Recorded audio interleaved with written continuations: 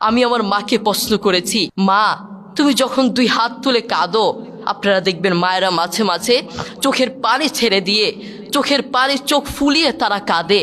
আমি আমার মাকে প্রশ্ন করেছি, মা তুমি যখন দোয়া করো তখন তুমি বলো তুমি সবার আগে কার জন্য দোয়া করো? সেই মা কি বললেন জানেন? সেই মা কি উত্তর দিলেন জানেন? আরে বাপ, তুই জানতে চাস আমি যখন দোয়া করি, আমি যখন দুই হাত তুলে দোয়া করি, আমি আমার রোগের কথা ভুলে যাই, আমি আমার সমস্যার কথা ভুলে যাই, আমি সবার কথা ভুলে গিয়ে আমি যখন দোয়া করি আগে তোর জন্য দোয়া করি, আমার সন্তানের জন্য দোয়া করি। আল্লাহু আকবার। মনে রেখো, রাইফেলের গুলি মিস হতে পারে, মায়ের বদদুয়া মিস হতে পারে না, ঠিক কিনা? মুহাম্মদ সাল্লাল্লাহু আলাইহি ওয়াসাল্লাম একবার ওমর রাদিয়াল্লাহু তাআলা আনহুকে ডেকে বললেন, শোনো ওমর, হজ করতে ওয়াইস কারনী নামক একজন ব্যক্তি আসবে, তুমি তার কাছে দোয়া চেও। ওমর তার কাছে দোয়া চাইলে আল্লাহ তোমাকে, তার কাছে দোয়া চাইলে দোয়া কবুল হয়ে যায়। ওমর রাদিয়াল্লাহু তাআলা আনহুর মতো এত সম্মানিত একজন সাহাবীকে বললেন ওয়াইস কারনীর কাছে দোয়া চাইতে।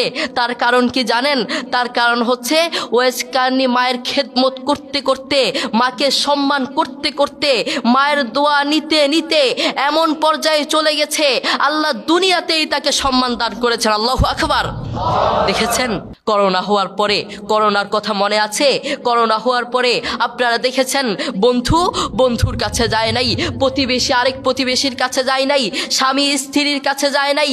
করোনা হওয়ার পরে বন্ধুর কাছে যায় নাই, বান্ধবীর কাছে যায় নাই, এক বন্ধু আরেক বন্ধুর কাছে যায় নাই, প্রতিবেশীর কাছে যায় নাই।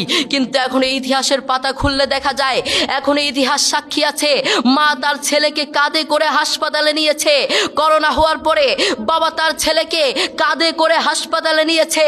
এখন এই ইতিহাস সাক্ষী আছে, করোনা হওয়ার পরে মা তার ছেলেকে চুমু খেয়েছে। করোনা হওয়ার পরে বাবা তার ছেলের পাশে সারা রাত ছিল, ঠিক কিনা? এই পৃথিবীতে আমাদের সবচেয়ে আপন এবং কাছের মানুষ কে? আমাদের মা এবং বাবা। তাদের চেয়ে আপনজন আর কেউ নেই।